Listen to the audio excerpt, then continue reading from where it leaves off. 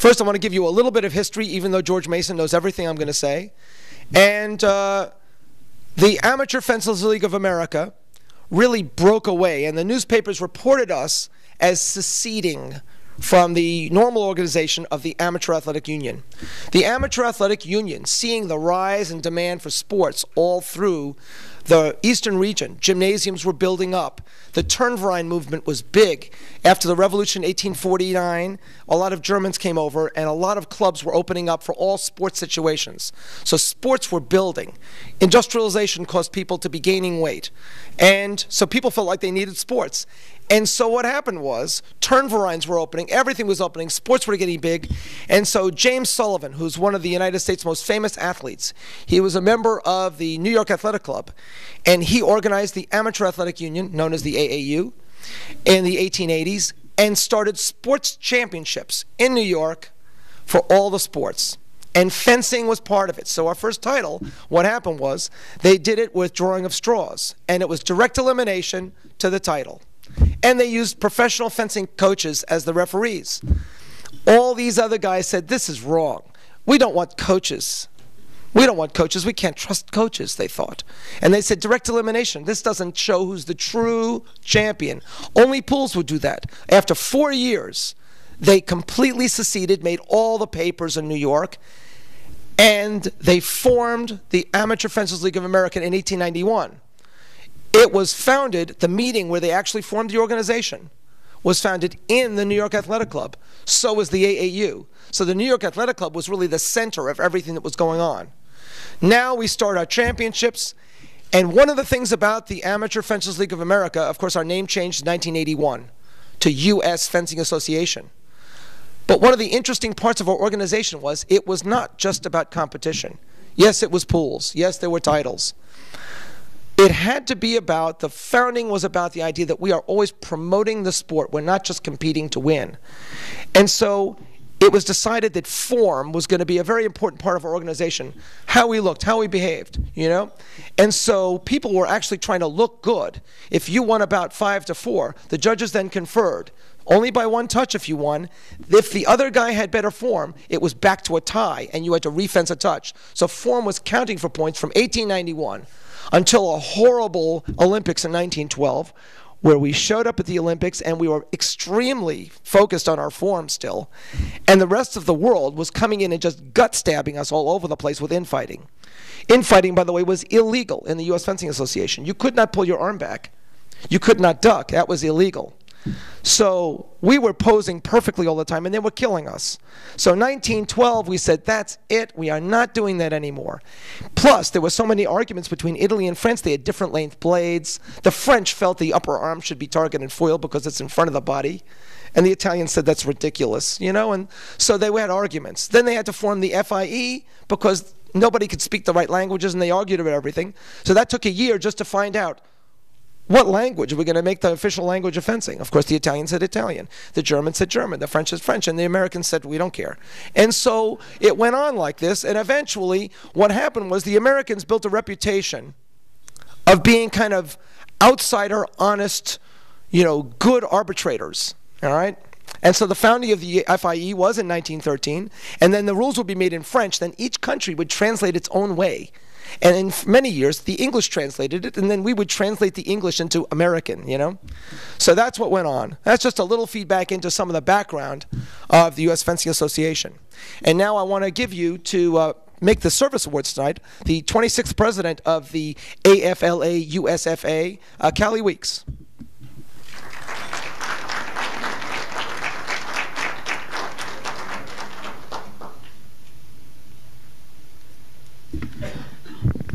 Thank you, Andy, and welcome to everybody. It's wonderful to see such a great turnout this evening for another Hall of Fame event. So yes, we have to thank Andy for making history come alive for all of us with all of these photos. Memorable moments for many of us, people that we've known recently and have now seen them as they were some years ago. It's been a revelation in some cases. So thanks to Andy Shaw. Thanks also to Stephen Knoy and Arnie Messing, who are responsible for keeping all of us organized and putting the program together for all of us. So thanks to all of them, and a big hand for making this all happen. The Hall of Fame events are always really special to me. They provide a chance for us to recognize and honor. Not close enough? Closer? Closer? Close enough? Is that better? Is that better? Okay, here we go. Well, now, I don't know, this is too close. Hall of Fame are special, as they provide all of us with an opportunity to recognize and honor those who serve our sport in many ways. In looking at the list of previous service award winners that's in the program, you'll see names that are very familiar, or maybe not, but they are truly an illustrious group of individuals. And I'm very pleased that I'm able tonight to present awards to 4 more additional very deserving members of our fencing community. This evening's presentations are going to be unique, as probably each of them is in its own way. But in at least 2 of the 4 instances, our recipients are not able to be with us this evening. So they will be joining us by videotape.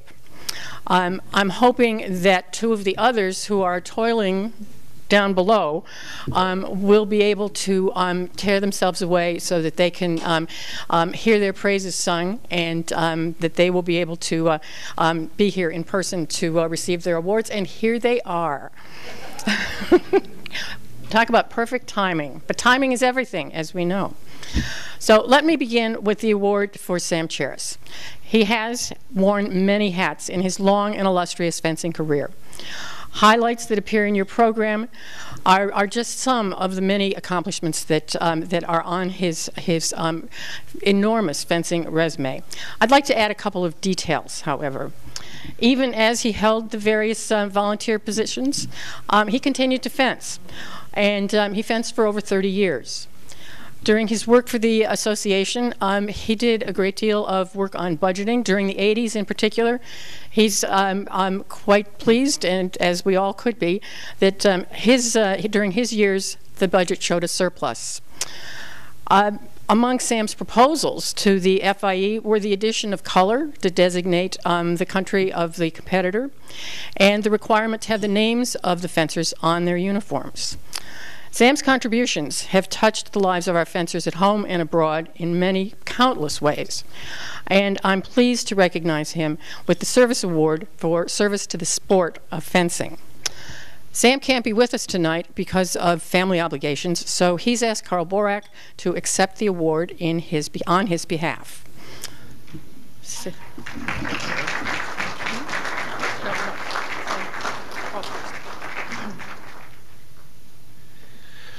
If anybody deserves this award, it's Sam. He's done so much for our sport, and there's 4 pages of notes about what he's done, but Callie already told me I can't say too much, so I'm only going to tell you one story about Sam, but I will say that of all the people I know in the USFA, he's in the top 3 that deserves this award. He's worked very hard for us in the USFA, in the FIE, and my favorite Sam story is from the 1989 World Championships in Denver.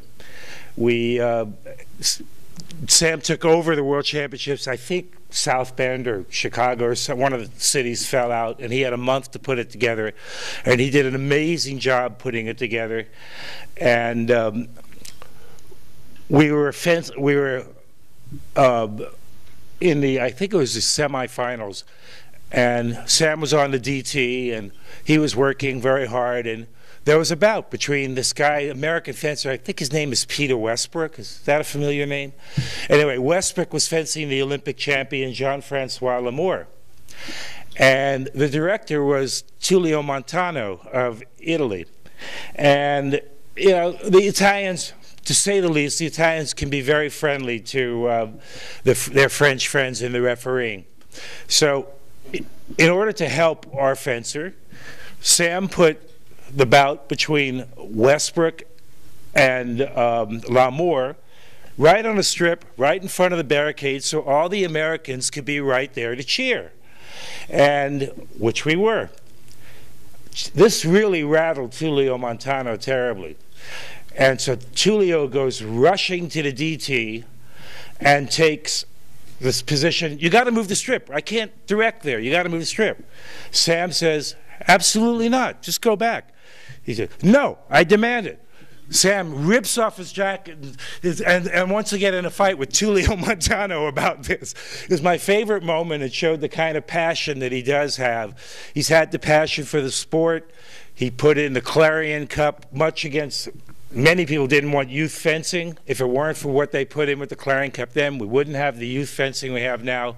So of all the people I know, and I really wish he was here to get it himself, but he couldn't because of family obligations. I think we all deserve a round of applause for Sam Cherish, who really deserves this award. Thank you.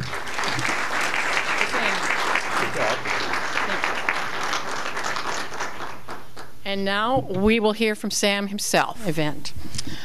Our next award goes to two people who labor for long, long hours. You've probably seen them at fencing tournaments.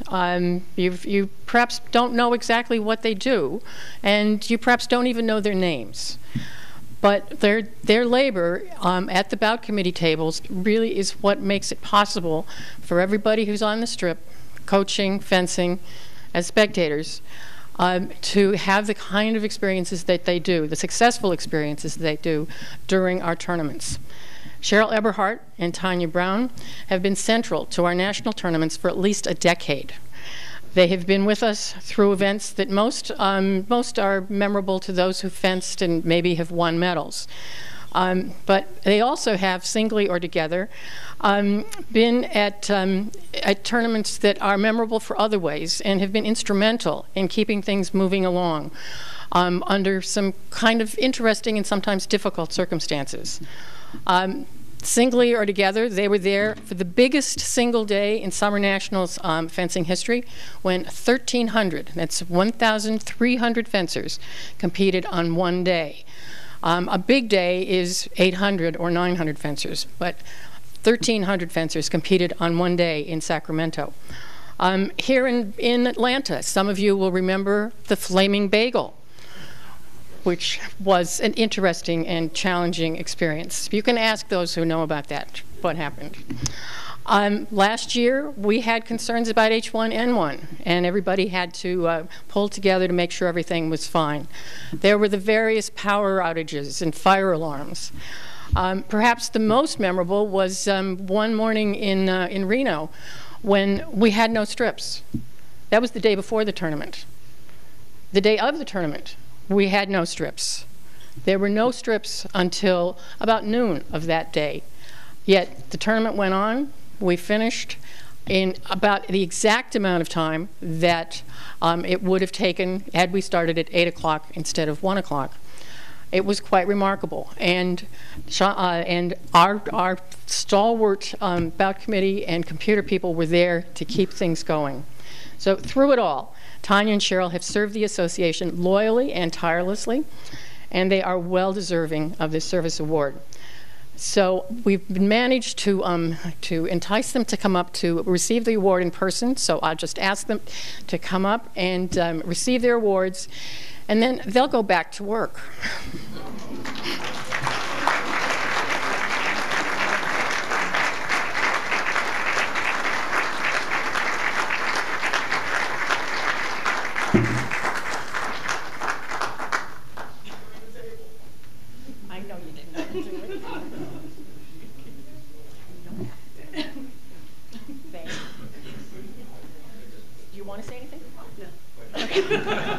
They are choosing not to speak this evening, but we do have to say thank you for those who labor at the table.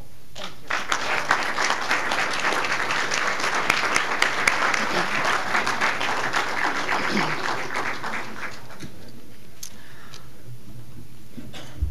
Our final service award is to be presented to Sharon Everson. I'll begin with a personal note. I think many of us in this room have personal episodes and anecdotes to talk about Sharon. This one happened to be the first time that I got to know a little bit about her. knew her name. She was coaching at Santelli at the time. This was at a high school at a high school event in New Jersey. And at the end of a pool, I was standing nearby as Sharon was making it abundantly clear that her young fencer could have done better, as only Sharon might make clear. And the point here, however, was that he had won all of his bouts in the pool. And what that introduction told me was that Sharon's standards are famous. They are as high as they can be. I know that probably many of you, if not most of you, have at one time or another been reminded about the high standards by Sharon, maybe in terms of attire or other kinds of performance.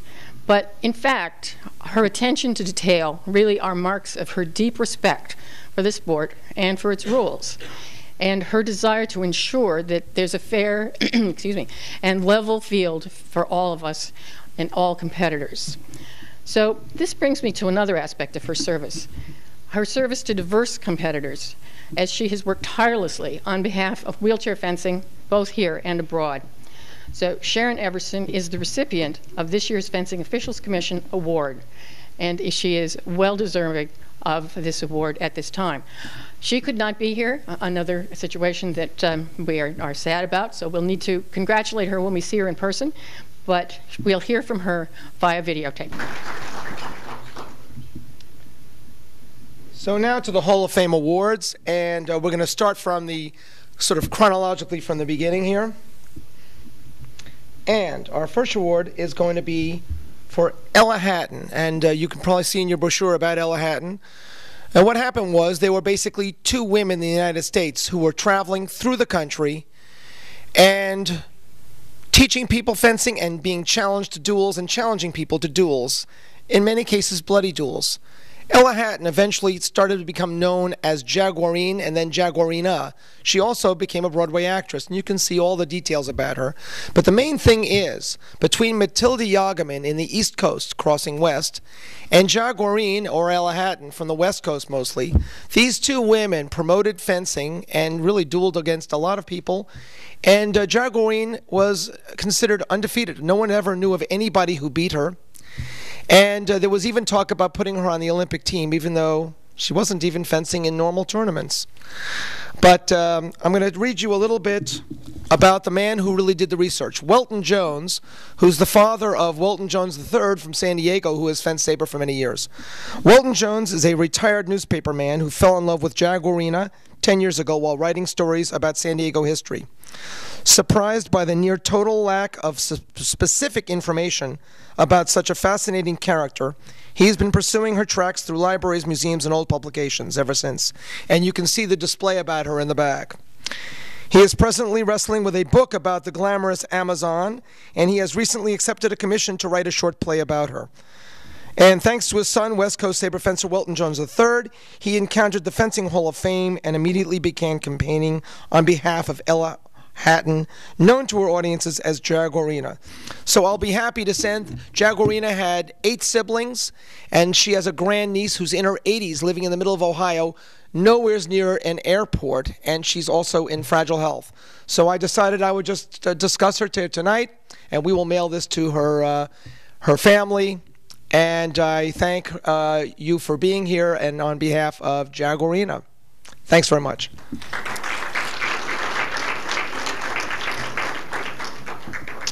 Our next award is for Aldo Nadi, and to introduce you to Aldo Nadi, for those of you who are not extremely familiar with him, is going to be Steve Conoy from the Hall of Fame. Thank you.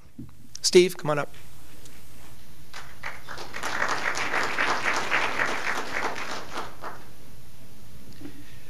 An award ceremony like this is an occasion for uniting the past and the present and the future of fencing. Aldo Nadi is a kind of transition from Jaguarina, who was a professional athlete in her day. He was a professional fencer in the early part of the 20th century who became a noted coach on the west coast of the United States. And several experiences that we're having tonight bring his past into our present. You heard Callie apologize for the wretched lighting, which was necessitated by the video. Well, one of Nadi's most famous bouts was against Lucien Godin of France. It was a professional tournament which provided the equivalent of $100,000 in today's equivalent to the loser, $400,000 to the eventual winner. Things have changed. It was held in a hall. 7,000 people attended. 3,000 were turned away. But Nadi was shocked when he arrived to notice that there was this hideous lighting. And the reason for the hideous lighting was the presence of the movie cameras. And anybody who's interested can see about 30 seconds of that bout on YouTube, which also brings that past event into the present. Nadi lost that bout 20 touches to 11. In his view, not only was the referee dishonest, not only were the French judges dishonest, but his own hand-picked Italian judges were dishonest. Nadi did not take defeat graciously. He was a very difficult man, a very passionate man, a romantic in every sense of the word. He was he boasted of his conquests on the piste and in the boudoir. And when after his defeat to Godin, he had a series of about 12 years fencing professionally and in tournaments in which he never lost a bout, either in pools, in direct elimination, or in exhibitions. He supported himself in rather the manner of a heavyweight boxer today, fenced a few competitions, a few exhibitions for big money per year, and lived like a prince the rest of the year, surrounded by an entourage and admiring women. Then in the 30s, the bubble popped, the Depression came. He couldn't find promoters for his bouts, so he came to the United States hoping to bring his magic here, but alas, the United States was not passionate about fencing in the European manner, and he was forced to become a teacher of fencing, and eventually he moved to Los Angeles, where he became a very successful fencing coach. And another thing that brings the present and the past together is that one of our Hall of Fame recipients tonight, Joe Elliott, was waiting on the door of his salle d'armes for his lesson, but he waited in vain because Nadi had died. You can ask why Nadi is in the U.S. Fencing Hall of Fame, since his achievements as a fencer were abroad. He had some success as a fencing master in terms of producing top-level students, but his real impact came from his personality and the devotion he inspired in his long-term students, and I would say especially his impact came from the book he wrote called On Fencing, which is worth, especially for everybody here in this room, it's worth reading and rereading because of the clarity and intelligence of every remark he makes, including the ones that are wrong and including the ones that are completely outdated. The work is a classic of fencing writing. And the disclaimer of conflict of interest here, I had a chance to publish it. I'm a publisher of fencing books, and I turned it down because I thought the price was too high. I was stupid. Aldo Nadi liked to be compared, and he wrote in his autobiography, and he told his friend and eventually his obituary writer, Miguel de Capriles,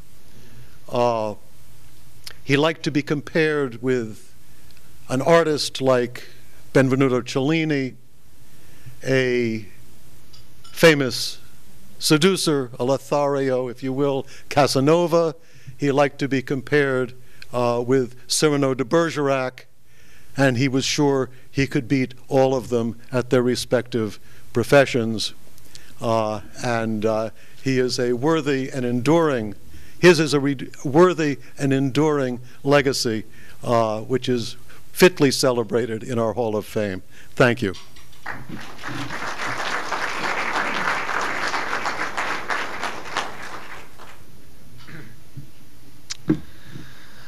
Our next recipient is going to be Hugh Alessandroni. And Hugh Alessandroni's family, interestingly enough, sold a team of mules to come up with the money to come from Italy to the U.S. He grew up in Little Italy, and the family got into the garment business and was selling very highly decorated buttons and made a very successful business, and they made sure that he was going to be educated.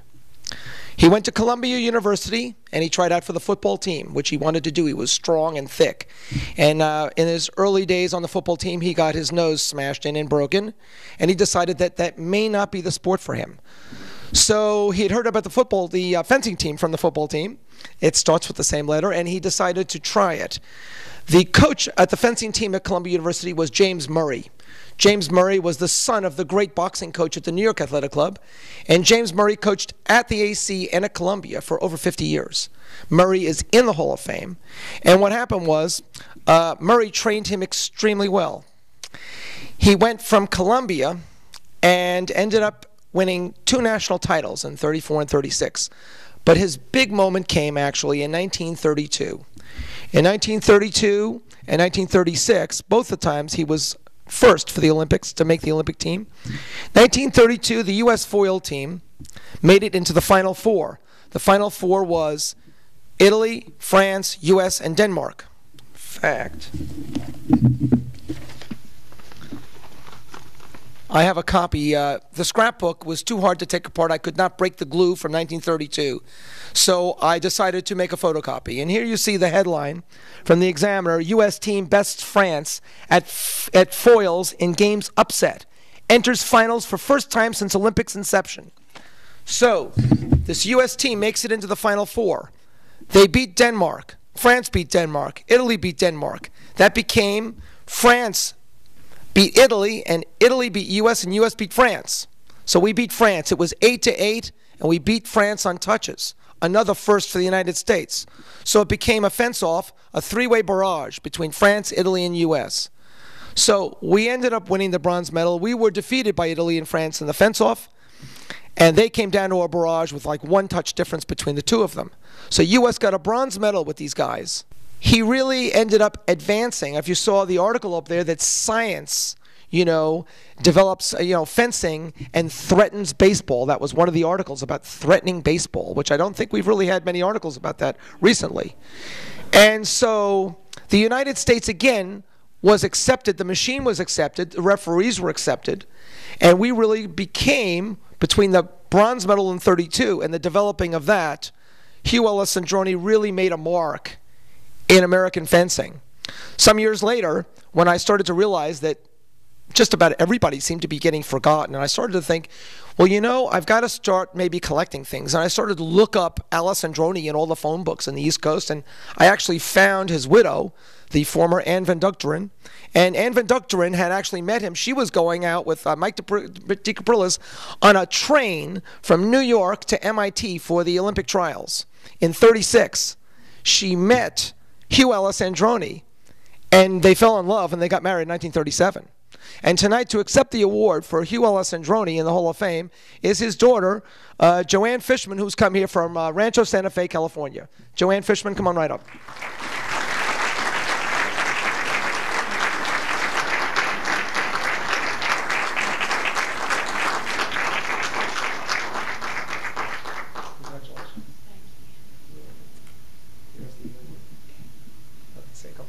I'll just say a couple words. I would like to thank U.S. Fencing for this, and Andy and the Hall of Fame committee. My dad would be so honored. He loved fencing. He loved the competition, the camaraderie, Columbia, and the Fencers Club. And this would have meant the world to him. So I thank you.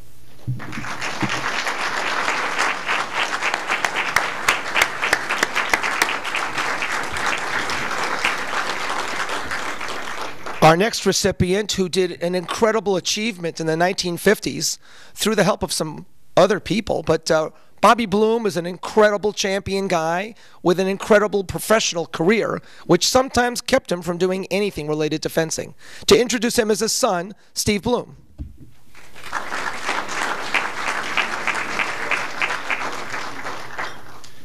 First of all, we should all thank Andy for putting this together as he does every year. He's such passion for this, and it's so much fun.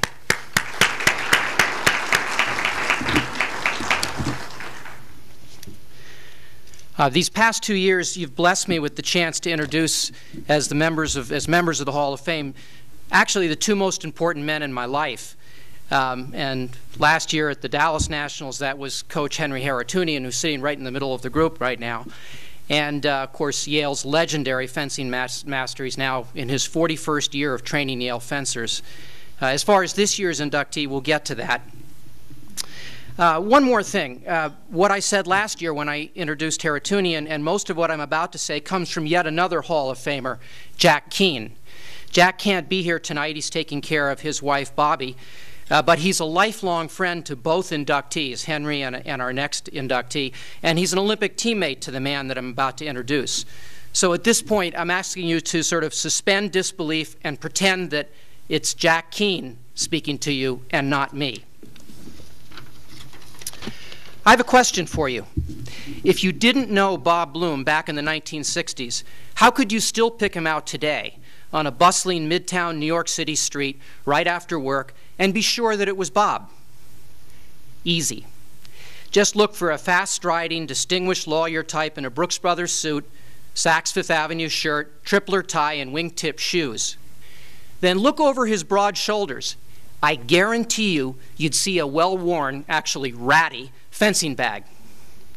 After trying court cases all day, Bob was surely headed to one club or another, maybe the AC or the Fencers Club or Sal Santelli, to live out his dreams.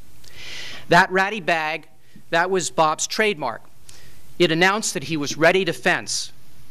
And he was never readier than in the summer of 1958. 1958 would see the U.S. host the World Championships for the very first time. The venue was Philadelphia. But first came the '58 Nationals, which were in New York, the final qualifiers for those Philly World Championships. At those Nationals, there was an extra dose of intrigue. It was the surprise entry of a team of Hungarian expatriates, past members of Hungary's spectacular Olympic saber team, who had defected to the U.S. in the '56 revolution. Rumor had it they'd try to qualify a stateless team to the Worlds, and they planned to sharpen up their sabers on the Americans in New York. The team was called Pannonia. Its coach, the great Hungarian George Pillar.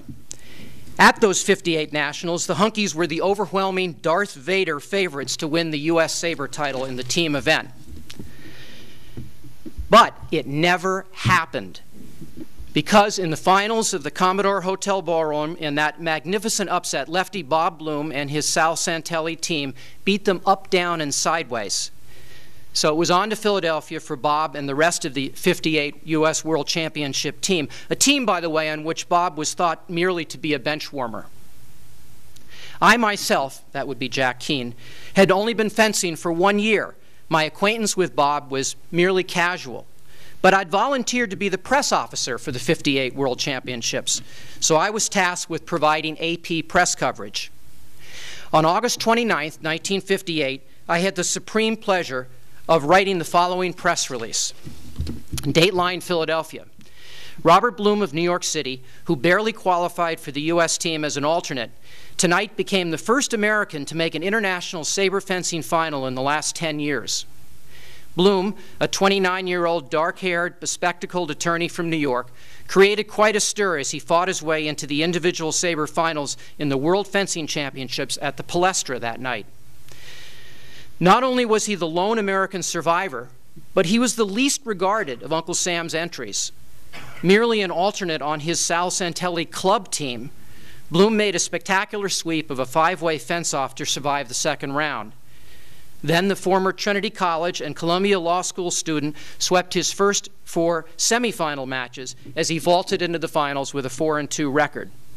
Again, those words were Jack Keene's. Bob Bloom's saber performance wasn't bested until 1984, when Peter Westbrook captured Olympic bronze.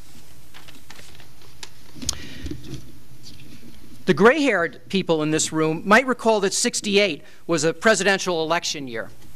Nixon and Rockefeller were vying to be the Republican Party candidate. That fall, Bob and I were both headed to the Miami Republican National Convention. Bob was on the Rockefeller side, and I was on the Nixon side. Bob suggested that we bring fencing stuff so we could practice. He'd been working long political hours, and he felt he needed to get sharper on the strip. So I, that being Jack Keene, said fine. So practice we did, early in the morning on a shady terrace down there in Miami at the back of the Fontainebleau Hotel. Later it turned out we'd created quite a stir. Everyone there thought that a Rockefeller guy and a Nixon guy had dueled at dawn right there on the hotel terrace for the Republican nomination.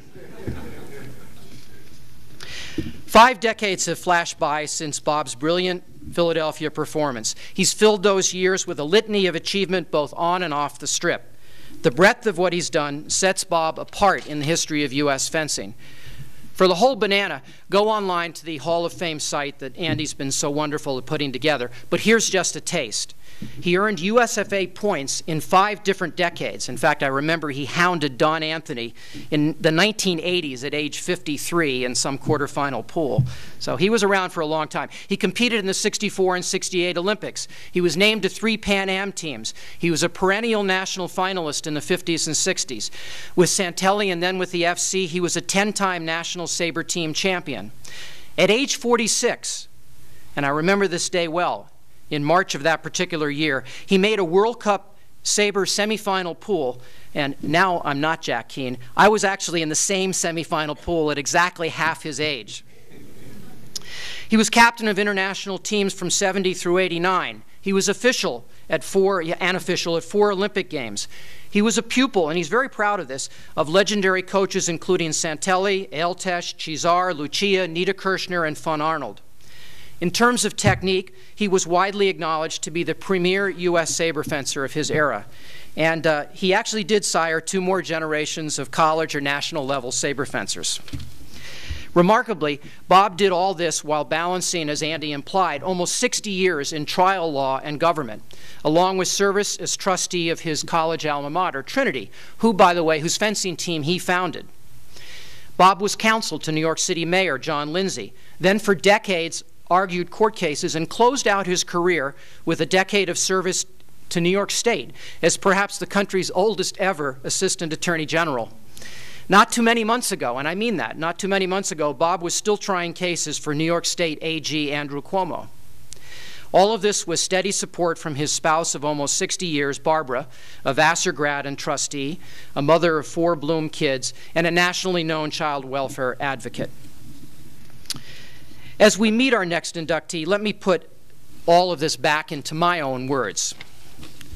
Dad's now retired with Mom at their lovely old family home in upstate New York.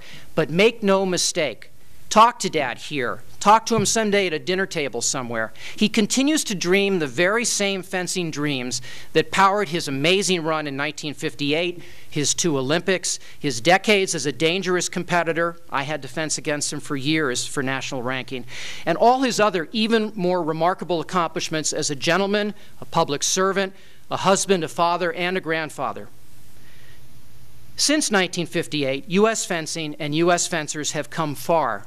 Nowadays, world-class saber results are familiar territory. I'm looking over at Seta's table right now. Ditto for Olympic medals. Witness the feats of Seta, Mariel Zagunis, and many others. But this should not be forgotten. Long ago, on that faraway day of his dreams, it was Dad who was leading the way. Ladies and gentlemen, my fellow friends and fencers, let's welcome into the Hall of Fame Robert Max Bloom.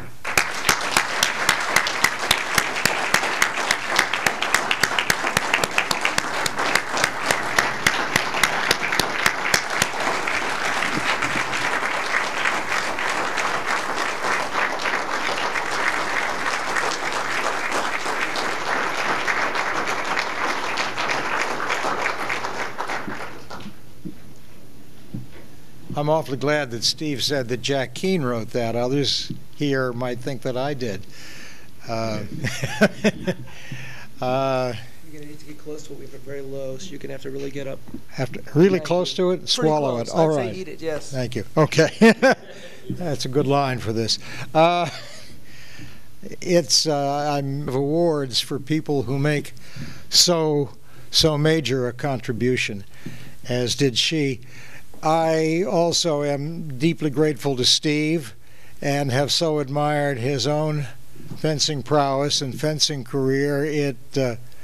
I know that I continue to live my love of fencing through Stephen's achievements and his contacts within this remarkable sport.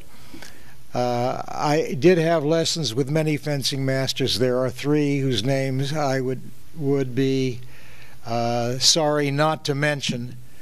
And this, my first fencing master was the coach at Riverdale Country School in New York City, where I fenced. That was Boris von Arnold, a remarkable man, and that was followed by the incomparable Giorgio Santelli, the coach of so many great people and so many great teams, and then following the Hungarian Revolution by Csaba Éltes. And the love that I acquired for fencing can never fade, and memory could never tarnish it. It might enlarge it, but they were truly remarkable men. And I've thought a lot about this because I've not been in the fencing world for more than a dozen years now. But there is something unique about fencing, something utterly unique. It produces fellowships that, in my observation, no other sport, and I have been on Olympic teams and officials at international competitions, nothing compares with it. It may be the consequence of the way the sport fits together. The intellectuality as well as the physicality of it means that fencers are people who both forever change and yet continue for long, long periods of time, and the love and the understanding they develop for each other is something that's unique in our sport. And I can think of, I see Mike DeSaro here, his father and I, bless him, were competitors and comrades in it. There were people of every race and every nationality around the world. I'm sorry Peter Westbrook isn't here. He was a dear friend and competitor and colleague of mine. Or Tibor Nyilas, who was my mentor, my doctor, my closest personal friend. I could go on and on. Vladimiro Calaresi from Italy, Jean-Claude Arabeau from France. Henry Harutunian is here. My golly, what an incredible representative we have from Eastern Europe in that man. This country, and Jan Romery, Maxine Mitchell, Harriet King. There are so many men and women who have built this sport element by element, and the centrality of it is the fellowship that's developed. It's something very, very precious. It's the unique gift that fencing has given all of us, and again, I thank you all for the honor that you give me to stand before you. And so we don't stop with tears in people's eyes or any comment. I listened to the comments about Aldo Nadi, whom I never had the fortune to meet. I had a chance to meet him once when I was out in Los Angeles, and I didn't, and Giorgio Santelli said to me, "What? You didn't meet Aldo Nadi? Would you go to Paris and not see the Eiffel Tower?" And he was indeed that. But there's something else that should be mentioned about him. Many of you here may have seen the movie To Have and Have Not, which was Lauren Bacall's first movie, and Humphrey Bogart starred in it. If you go to see it, Aldo Nadi plays a heavy in that movie. He was reduced to making money by carrying a pistol under his arm and shooting people from time to time. Fencing takes people to in many different directions in many places. And yes, I will tell one story. I mentioned to young Mike,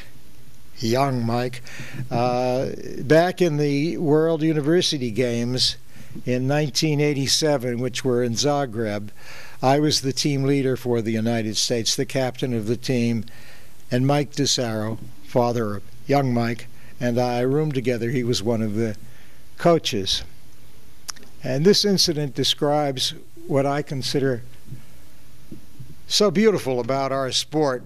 We were walking through the Athletes' Village one day, and out of the building where the Russian team lived, 3 youngsters came walking arm in arm.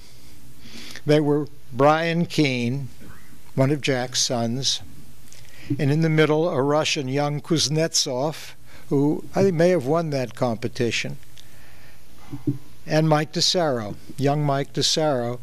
They had their arms around each other, and they were just chattering away. They were all wearing shorts and T-shirts and sandals.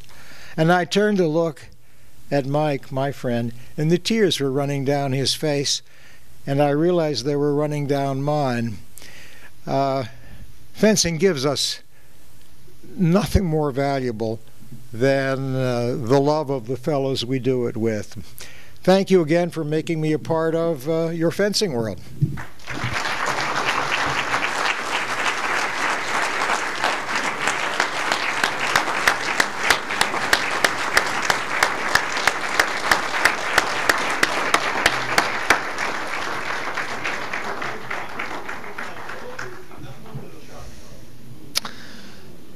To introduce our next inductee, we have a very handsome, debonair, former national champion in foil, who also made the finals of our national championships in all 3 weapons in the same year. And he also was the captain of our Olympic team many times. And so let's welcome Karl Borak.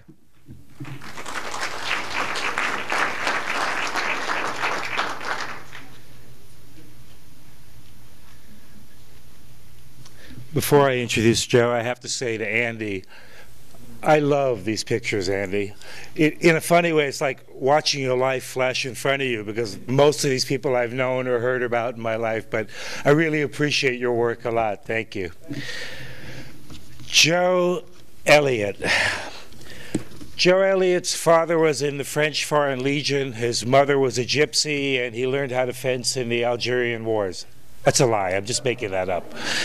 I just wanted to see if you were still listening.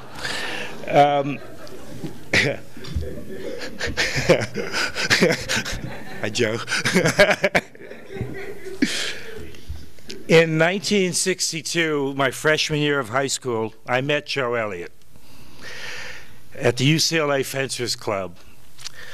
He was this tall, good-looking fencer, and all the UCLA co-eds had a major crush on him. You know, it was that southern Texas accent and charm. It's actually, you know, good to watch him do that. And at the time, he was just a sea fencer.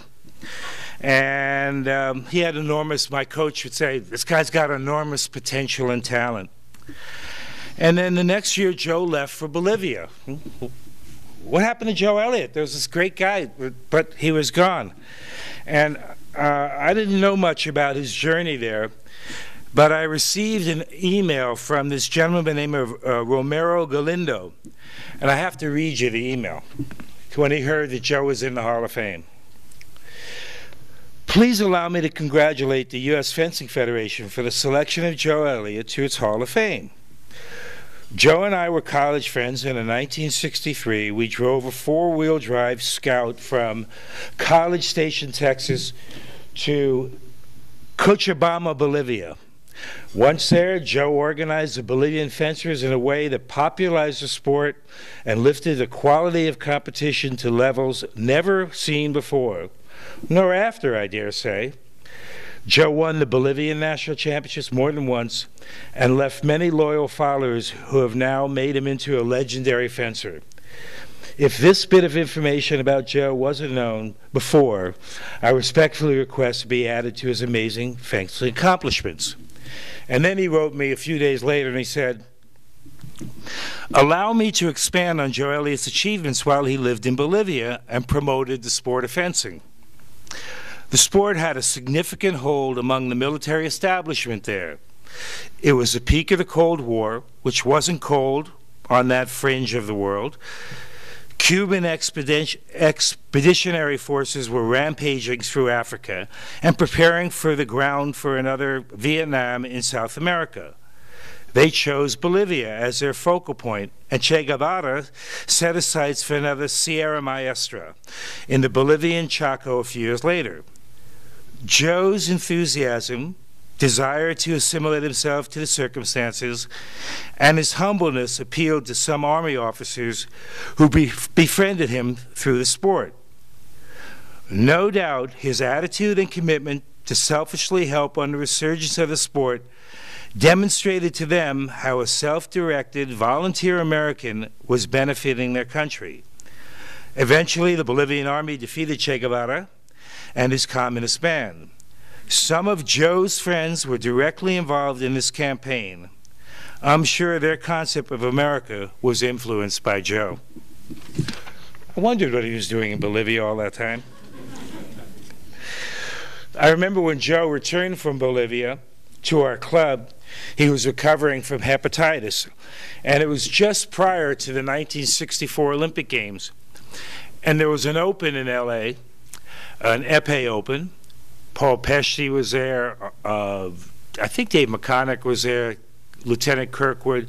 The whole U.S. Olympic épée team and the pentathlon team were there. And they were getting ready to go to Tokyo. We have this event, and Joe took first place. So I think that was a foreshadow of what was about to come, because he went from being a C fencer to an A fencer and let the U.S. know that he was on the fast track. Over the course of the next year, he worked very hard. I still remember his lessons and bouting as if it were yesterday. I mean, I remember the coach saying, "Big Joe, you're tall, Joe, big Joe." I remember him, the press disengaged. I remember getting hit so many times it was disgusting. But he trained really hard. But for a young fencer at the time like me, he was a terrific role model. The next year in 1965, Joe won his first national championship in épée. Even though I think he always preferred foil better, he won it in épée. I always told him he was a better épée fencer. He didn't like to hear that. And then I got to fence on a team with Joe, and we took fourth that year. 66 standing in front of a train. That train was going to Warsaw. We had been in Moscow together to compete in the World Championships, the Senior World Championships. And after that, we traveled on that train that's in that picture back there to Poland. I've been on a lot of fencing trips. I've done this a long time. I've been a lot of these people in this room, right there, that I've been on trips with. But that trip was very funny because it was at a time Joe was working for Douglas Aircraft. And before he left, he told me I was debriefed, and when I go back, I'm going to be debriefed. So we take a train from after the World Championships from Moscow to Warsaw, and we have to get off the train at the border. The Russians, I think we switched trains too. The Russians go through all of our bags and everything, and then we go into Warsaw. And we're staying at a unisex hotel, and I still have this visual in my head as Joe's standing at the urinal, and he hears this clicking on the ground, and he looks behind him. There's a woman walking in behind him as he's peeing. That was a great look. I still remember that. And then we go out, and we're walking along, and all of a sudden, the streets are loaded with tanks. The tanks are coming in this way, and they're coming in this way, and Joe's going, oh, I better watch it. Something's going on here. I may be debriefed when I get home.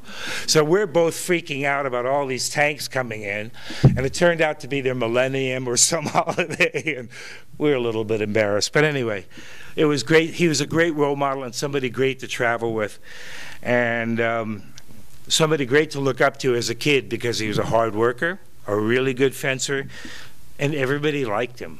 He was really good to be around. It was very sad the next year after the World Championships, Joe left our club, and I missed a great training partner and role model. He went off to another club. I did get to compete against him a lot and always look forward to our bouts, even though he hit really hard. And I could still feel some of those hits to this day. But in 1969, we were both on the World Championship team. He was in épée, I was in foil. And then in 1970, Joe won his second national championship. And he went on to take first in foil in the Mexico La Reforma, and then he was a member of our pre-Olympic team in Mexico. And 40 years later, he's been the U.S. Veterans Foil and épée champion, and he's been a member of the U.S. World Veterans Team since 2001. And you know, this guy is a champion. He's been winning for over 50 years. He's been giving much of his time to the sport, including being Southern California Division champion. He put on the first NAC in California. He raised money to help the young kids fence. Joe is a very worthy addition to our Hall of Fame. I am very proud to be here introducing him. I must say, when he asked me, I was kind of wondering, well, it's kind of neat to be introduced Joe, my buddy, my role model. So Callie warned me I can't talk a long time or she would punish me. So being punished by Callie is not fun. So, ladies and gentlemen, my favorite role model and a great fencer, Joe Elliott.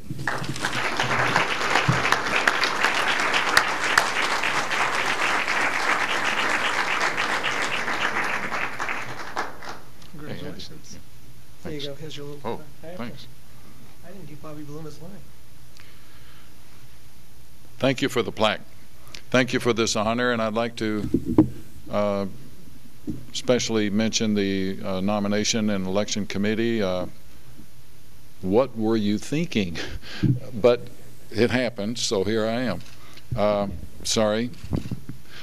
My first reaction when Andy called me a couple of years ago and said, we're thinking about nominating you for the Hall of Fame, and I said, what? Have you run out of Olympians? I mean, I've never made an Olympic team. I tried, but couldn't quite make it. But I have been able to fence for about 55 years now. This marks the 55th year, and it's been one hell of an experience, and it's mostly because of the challenge and of the people that you meet. And it's that personal challenge that you all are very familiar with.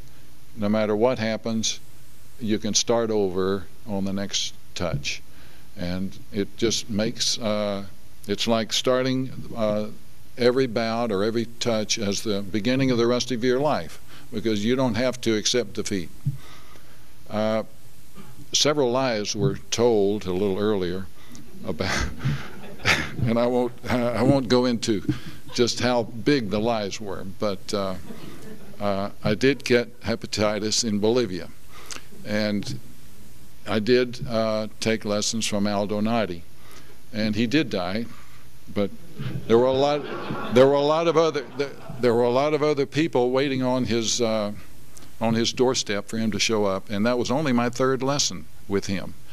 Aldo Nadi was a very unusual person. I've discovered in the first two lessons that he never spoke during the lesson. He just gave hand signals, and you had to figure that out, because the next time you came up, you were supposed to know what you were doing, because obviously you didn't know what you were doing, not knowing the code for the first lesson, and no one else would tell you because they didn't know either. So it was a very strange experience, and I only had those two lessons with him, and then the third time there were 20 of us waiting, and his favorite student, Rudy Berger, from a German fellow, went to find out why he didn't show up, and discovered that he had passed away sitting on his couch. And that was the end of my big hope that I would be able to soar to new heights thanks to the teaching of Aldo Nadi. And it's just to say another word about my experiences in Bolivia. I don't think I did much influence with the expeditionary force that ended up with Che Guevara being captured and dispensed with. But I did teach fencing to the military instructors at the Bolivian Military College. And it was in exchange for the privilege of sitting at the captain's table at lunch and being able to hobnob with the officials. And for me, that was an amazing accomplishment, to be offered not money, but a chance to have lunch with all of these Bolivian Army officers. And of course, they didn't care about fencing, other than that was part of their military training, was to study fencing, and I happened to be there and was able to maneuver myself into a position where I could teach them. And it was an interesting experience. I returned from Bolivia because the hepatitis was very severe, but unfortunately I was able to recover quick enough to make my appearance in that '64 Open, where I happened to run into the Olympic team and managed to win. Maybe they had a bad day. But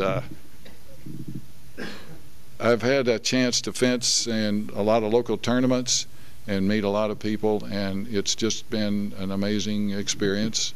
And I want to thank you again for honoring me. I'm still wondering what happened, but I want to thank you again for your attention. Thank you.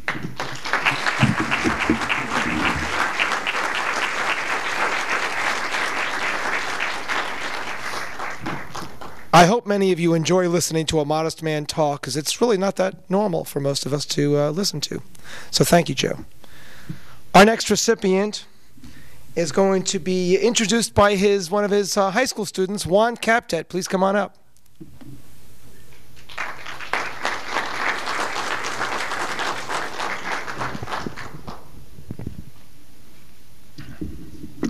Good evening. So, Father Lawrence Calhoun, I guess the most important thing is that the word father doesn't begin to state what this man has done for junior fencing in this nation. He helped found the Junior Olympics, which, through the chain of events of 40 years almost, have led to the successes of the U.S. fencing at Olympics, World Championships, Junior Worlds, so on and so forth. Father Calhoun has been fencing, or teaching fencing, for 44 years. be it in Illinois, Indiana, California, and now once again back in Indiana. And many of you have probably experienced your own Father Calhoun moment at various competitions as either a good moment or, you know, sometimes you're on the wrong end of it, but hey, that happens. But I guess the most important fact about Father, as controversial as this may sound, is that he has many children. In that, in his 44 years, he has helped teach probably hundreds of kids how to fence. And in that, boys and girls have become men and women through his guidance and just teaching us and treating us like an adult. And I can only, I mean, it's going to be a short intro, but I can only say that part of me is where I am today because of what he's taught us. And, you know, it gives me a great honor to be able to introduce him. This is an honor very deserving of this man who has done so much for this country. Father Calhoun.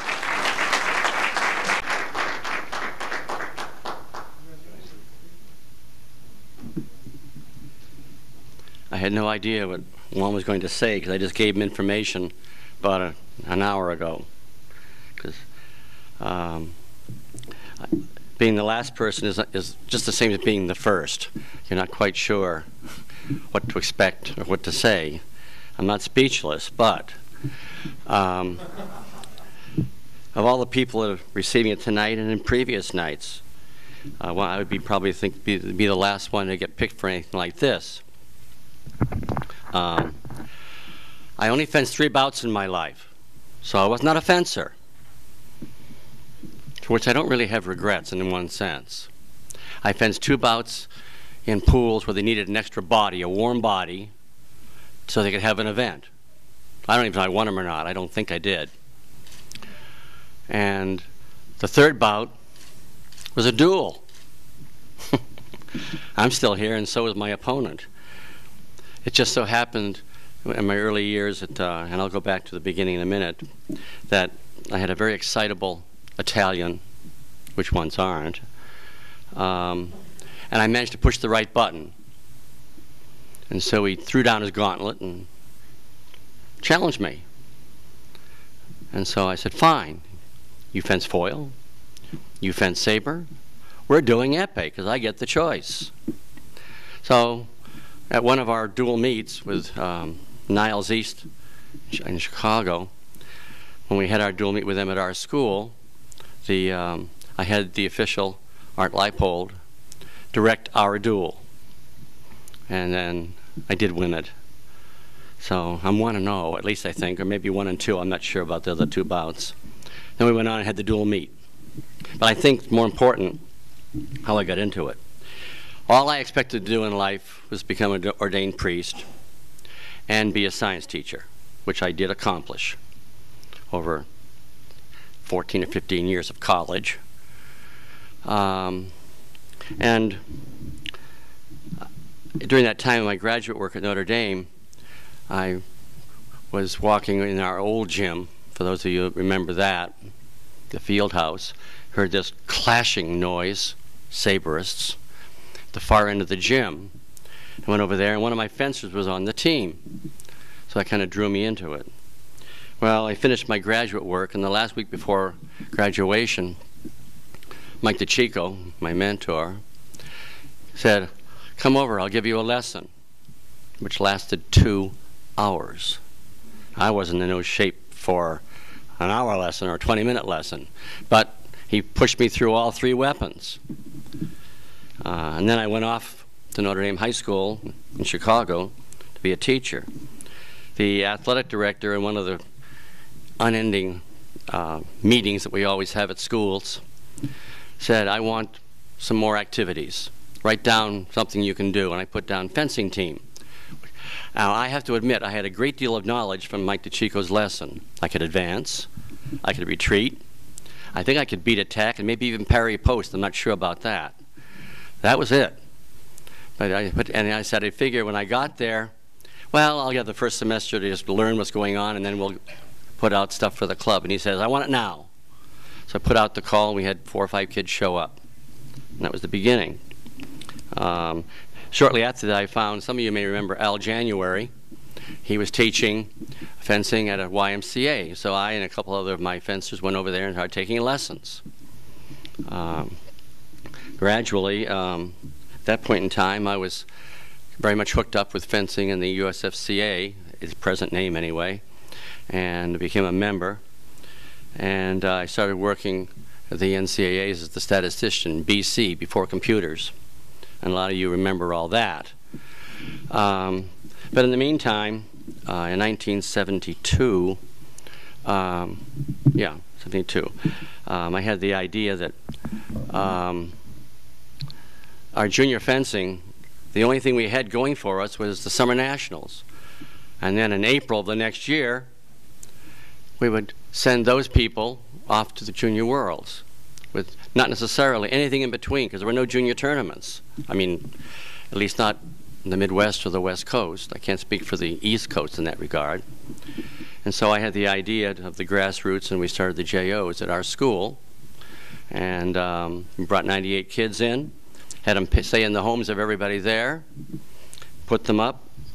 And the team from Madrid, from the Junior Worlds, came in and fenced. Chris Jennings won the épée on that one. And one of my fencers, Tim Glass, took, I think, 16th. Just to do it quickly, the next year of the first real Junior Olympics were in Los Angeles. Tim Glass took first and qualified, along with Terry McConville in foil, to go to Buenos Aires. So that was the beginning. So from not knowing anything in 1966, 6 years later, I'm sending somebody to a Junior World. And I only say that because I don't know if it was because they always say those who can't do teach, and I deny that particular statement. But I think I had an advantage in this case of not knowing anything at all and not having had bad coaches in the meantime to pick up bad habits. I think what it did for me was that I had very good coaches, very fortunate, very lucky, serendipity, that I found lots of good coaches around the country, one of them being Joe Paczynski. And we were lucky with Braulio Soudre starting his international training camps at Cornell.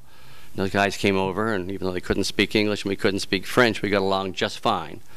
And I learned not to be a fencer, but how to coach fencing. And so I was very lucky in that regard. I think it accelerated my ability to teach correctly much earlier. So, and I think kind of proved it only because, I'm not going to read the statistics, but it pointed out that my win-loss record was extraordinarily high, and I've checked those figures a number of times. But I started out teaching just men or boys in fencing, and then eventually when I went to the West Coast, well, I went to Culver and taught there. When I went to the West Coast, I had just boys' school. No, it was co-ed at that time.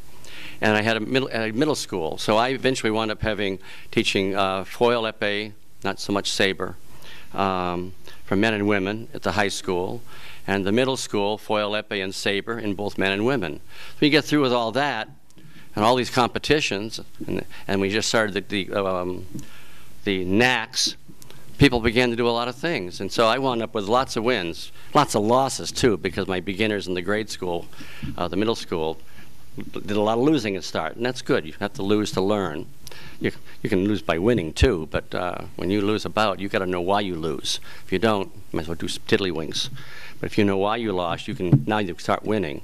So I just been very lucky to have been associated with a lot of good people. Did a lot of officiating way back in the days when it was we did it for free, and some of you those know that. You weren't paid to officiate. And I remember one JOs, the two of them. One of them, we were in Tallahassee early on. I was the last official out of that state. All the rest had to go home. And one other one, I was directing under 15s or something till 2 in the morning. I think we've all experienced that reality. So I've been lucky being involved mostly with kids, not college students so much. And to a certain extent, having been a teacher, I think you get much more satisfaction out of teaching kids. There's much more discovery on their part. College kids are already too jaded for the most part. But I think that working with young kids, and the first time some of you did it, the first time you won your first point in your first bout, and maybe your first trophy, at that point in time you got bitten by the fencing mosquito to an incurable disease which lasts your lifetime.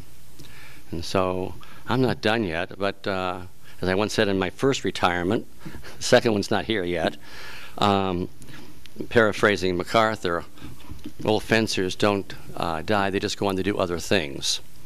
But I'm still going to hopefully get back into some fencing, maybe officiating or something like that. I stopped doing that for a long time to be with my fencers so they could have a coach. But hopefully we'll be around, and I thank the committee for nominating me, and Juan at the last minute to speak for me. But we've been friends for 10 years, or 11 years at least. And I think he did a pretty good job in that regard. Thank you. And to introduce our final recipient tonight is a man I really don't have to introduce, since he, first of all, just won the national championships in saber. Of course, he's been on television. He's a well-known celebrity silver medalist, Tim Morehouse.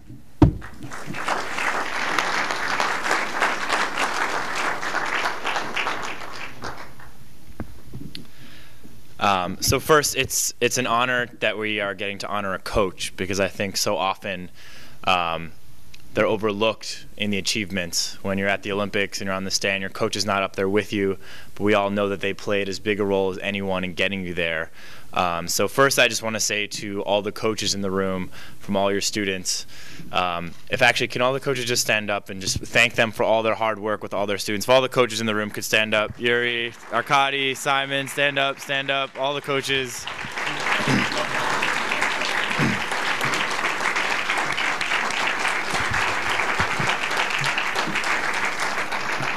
See, they're not good at taking orders. They're used to giving them. So, but these are the people that make other people's dreams come true, and Yuri is the coach who has helped make my dreams come true, so it's definitely an honor to speak on his behalf. Of course, we all know in fencing, from our coaches, we get to learn not just about fencing, but also about life from them. One of the first lessons that I took from Yuri, I was really struggling with this move, and he took off his mask and he said to me, "Tim, do you know the secret to fencing?"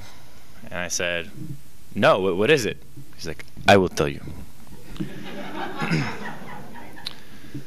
If you are at a party and there is a beautiful woman there and you want to get her number, what is the most important thing?" And I looked at him strangely. I'm like, how is this related to fencing? But I went along. I said, "Okay, Yuri, the line?" He said, "No." I said, "Dress nice?" "No." I said, "What is it?" He said, "Most important thing is you're in the right distance. If you're on the other side of the room and you have a good line, it will not work. But if you are close, you have a chance." So, secret to fencing and secret to life. But I think Yuri's career has been about getting himself in the right position to achieve. His results are remarkable. Since 1999, he's had every national champion except for 1 year when he was not in attendance there. Keith Smart was the #1 ranked fencer, first time men's saber in the world. Aki Spencerell, his student, was #1 ranked junior in the world. Combined with seniors and juniors and cadets and team, he has achieved over 50 national championship medals for his students, including NCAA's, which is just remarkable. And he has dominated men's fencing in the U.S. for a long time. And of course, we also know about the silver medal in Beijing. But I think what's most remarkable is those accomplishments by themselves would be worthy of the Hall of Fame, but they don't tell the full story of the man and the challenges that he overcame and the odds that he overcame to achieve those things. Yuri came from Ukraine. We've had a lot of great coaches that have come from around the world. It's really I think, a great story of our country, where we have people from all over the world that come and make a difference. And when Yuri arrived in the U.S. in 1991, U.S. fencing was really nowhere on the map at that point. Arkady, you're scaring me with that look, by the way. My only thing is that when I'm done here, Arkady will say I did a good job, because if not, me too. I'm for Yuri too. He came to the U.S., he joined his sister in Philadelphia, and there weren't really a lot of professional coaching jobs besides NCAA's at that point. He actually made donuts for a while, was doing sort of odd jobs, and Yuri actually told us last year that he was a better donut maker than fencing coach. He's nodding. And he eventually found a job at the Fencers Club in New York, and almost immediately he produced his first national champion, Dave Mandel, and he went on to produce countless national champions after that. Now, most people at that time thought the U.S. could never win an Olympic medal. And when I was coming up, we just looked at the Italians and the French and the Russians, and we thought, people just said, U.S. can't win a medal, U.S. can't win a medal. And Yuri was one of those people that said, yes, we can. And there was a small handful of people in our country that said, the U.S., we can win Olympic medals. And a few of them are in the room today. But people really didn't think this was going to be possible. And to sort of bring myself sort of into that, no one ever thought I would make an Olympic team. Yuri will tell you that he thinks I'm probably his best coaching job, because when you look at all these great fencers that he's had, I was really on the outside looking in. And Yuri really took me, and an amazing job. Although I still never learned how to do a feint cut, he worked with me tirelessly on it. And he led me to make the Olympics in Beijing. And we won a silver medal. And as I had said, Arkady had a party the other night. I actually fainted when that happened, because I never thought that I could see that dream come true. The man who helped make that happen is sitting here. And I'll just sort of end with his last part, which I think just represents the most of Yuri. After Beijing, he was diagnosed with lymphoma. And to show you the fight that he has, to show you the courage that he has, while he was battling cancer, he was at the club every day that he could, giving us lessons, working for his students, trying to help us get better, even while he was facing one of the hardest challenges you can face in your life. And I often think of that, and I know that we're not done yet, Yuri, with what we're going to accomplish. We still have a gold medal that we're going to try to win in London, and I can't have a greater coach by my strip and by my side than Yuri Gelman, and I'd just like to introduce him to you now, Coach.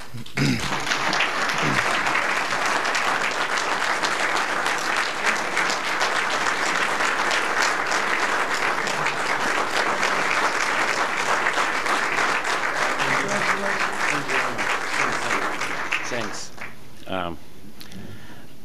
First of all, I really want to thank you, United States Fencing Association, for this award. It's really surprised. I actually count this as a credit. I don't think I really supposed to be in this company. People, what I just awarded here today, and actually I read who was before, so I think I'm still too young. But I wanna say the biggest thank you to Andy, because he told me story that I was nominated year before and I was rejected, and when Jen Buchanan called me and said, Yuri, it's only one time you can be nominated, so you are out. I said, okay, you know what, whatever.